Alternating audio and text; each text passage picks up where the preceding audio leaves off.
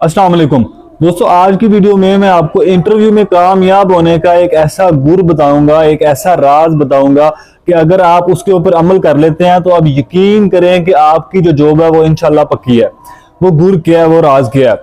दोस्तों? वो राज ये है कि आप अपने इंटरव्यू को अपने अकॉर्डिंग चलाने की कोशिश करें या आप अपने इंटरव्यू को खुद ड्राइव करने की कोशिश करें। अब इससे मुराद ये क्या है? इससे मुराद ये है कि आप कोशिश करें कि आपका जो इंटरव्यू है वो इन चीजों के इर्द गिर्द घूमे, वो उन चीजों की डिस्कशन के ऊपर घूमे जिन चीजों के बारे में आपको इंटरेस्ट है और जिन चीजों के बारे में आप बहुत ज्यादा अच्छे हैं, आप बहुत ज्यादा आपका स्ट्रॉन्ग एरिया वो वाला। अब ये आप कैसे कर सकते हैं दोस्तों? ये आप इस तरह से कर सकते हैं कि आप अपने इंट्रोडक्शन के दौरान, अगर आपको इंट्रोडक्शन के लिए कहा जाता है तो आप इंट्रोडक्शन के दौरान उन चीजों के बारे में डिस्कस करें जो कि जिन चीजों के बारे में आप बहुत अच्छे हैं और जिन चीजों के बारे में आपको इंटरेस्ट है, आप उनका जिक्र कर सकते हैं। जैसे मिसाल के तौर पे अगर आप जो है वो क्रिकेट बड़ी अच्छी खेलते हैं, आपको क्रिकेट के रूल्स वगैरह का पता है, तो आप अपने इंट्रोडक्शन के दौरान जो है वो बता सकते हैं कि जी क्रिकेट जो है मेरी फेवरेट गेम है और अगर वो आप किसी लेवल के ऊपर खेले हुए हैं तो आप उसको डिस्कस कर सकते हैं।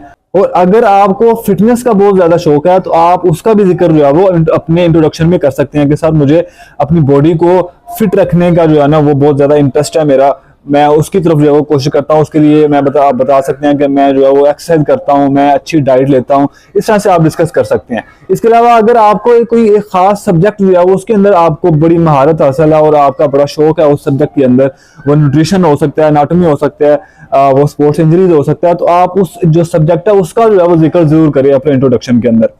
ताकि जब आपका इंट्रोडक्शन कंप्लीट हो तो फिर जो आपसे सवाल होने हैं वो फिर इन्हीं आपके ही जो फेवरेट एरियाज हैं, आपके ही वो सब्जेक्ट या वो टॉपिक्स जिनके ऊपर आपको बड़ा शौक है और जिनके ऊपर आपकी बड़ी ग्रिप है, आपसे उनमें से ही जो है वो सवाल जवाब होना शुरू हो जाए। दोस्तों याद रखिएगा कि नॉलेज जो है ना वो दुनिया में बहुत बड़ी चीज है, बहुत बड़ी वसी चीज है। और आप कभी भी जो है वो बहुत ज्यादा, ऐसा नहीं हो सकता कि आपको हर चीज के बारे में नॉलेज हो, आपको हर चीज के बारे में पता हो, ऐसा नहीं हो सकता। हर इंसान का अपना जो है वो फेवरेट एरिया होता है, अपना उसका जो है वो इंटरेस्ट का एरिया होता है और वो एरिया होता है जिसके अंदर वो अच्छा होता है। तो अब अगर आपका इंटरव्यू जो है वो जो इंटरव्यू लेने वाले हैं वो अपनी मर्जी से चला रहे हैं, आपको कहीं से भी कुछ सवाल पूछ रहे हैं, तो हो सकता है कि जहां से सवाल आ रहे हैं वो आपका वो पसंदीदा टॉपिक ना हो, वो आपका पसंदीदा सब्जेक्ट ना हो। तो अगर उसके बारे में डिस्कशन होना शुरू होगी तो फिर जो है वो आपके लिए प्रॉब्लम हो जाएगी। इसलिए आपने कोशिश करनी है किसी ना किसी तरह से कि आप अपने इंटरव्यू को उन्हीं चीजों के बारे में डिस्कस करवाएं, उन्हीं चीजों के बारे में आपके इंटरव्यू में डिस्कशन हो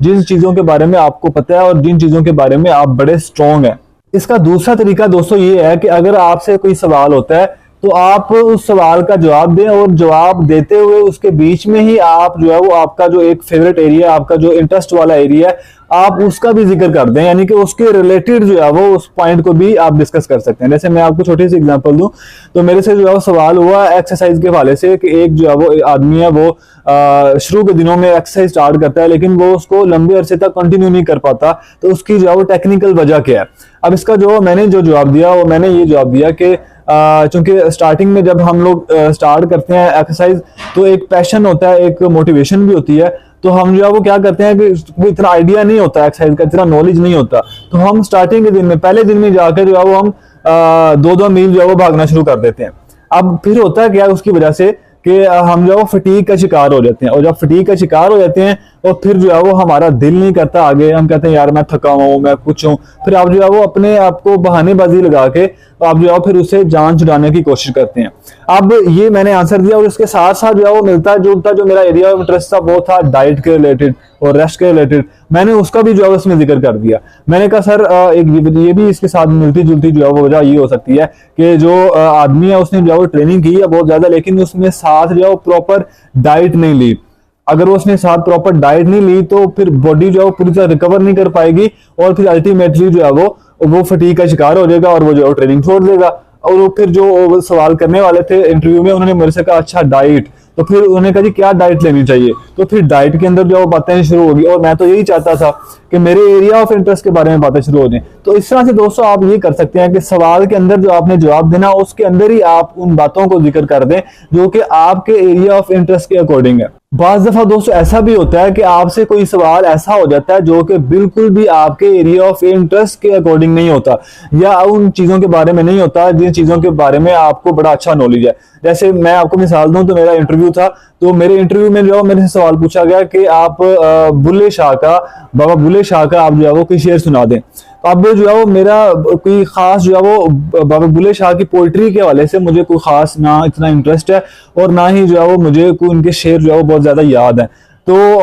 अब इनसे मिलते जुलते मियां मोहम्मद बख्श साहब जो हैं, मेरा उनकी तरफ एक खास लगाव भी है, उनकी शायरी की तरफ, और वो कुछ शायरी मुझे आती भी है। तो मैंने जो है उन्हें सिंपल बोल दिया कि मैंने कहा सर जो मेरा इंटरेस्ट है वो मियां मोहम्मद बख्श साहब की जो शायरी है उसके रिलेटेड है, तो अगर आप इजाजत दें तो मैं उनकी कुछ ना कुछ शायरी जो है वो आपको सुना सकता हूँ। उन्होंने कहा जी जी बिल्कुल जरूर आप सुनाए। उन्होंने बड़ा वेलकम किया कि जरूर आप सुनाए। तो फिर जो है मैंने एक दो शेर उनको सुनाए मियां मोहम्मद बख्श साहब के कलाम से, और जो है जिससे वो बड़े इम्प्रेस भी हुए। और फिर इस तरह से जो है वो फिर मजीद जो है फिर उन्होंने मियां मोहम्मद बख्श साहब के बारे में मेरे से जो है वो सवाल करने शुरू कर दिए। वो कब पैदा हुए, वो किस एरिया से बिलोंग करते थे, तो इस तरह के सवाल होना शुरू हो गए। तो इसलिए दोस्तों अगर आपसे जो है वो कुछ सवाल आ रहे हैं जो कि आपके एरिया ऑफ इंटरेस्ट के अकॉर्डिंग नहीं है, या वो सब्जेक्ट में से पूछे जा रहे हैं कि जो सब्जेक्ट आपको ज्यादा अच्छा नहीं लगता, तो आप उन्हें जो है वो कह भी सकते हैं। एक दो सवाल के बाद जो है वो उन्हें कह सकते हैं कि सर मुझे जो है वो स्पोर्ट्स न्यूट्रिशन का जो सब्जेक्ट है ना वो मेरा बड़ा फेवरेट सब्जेक्ट है।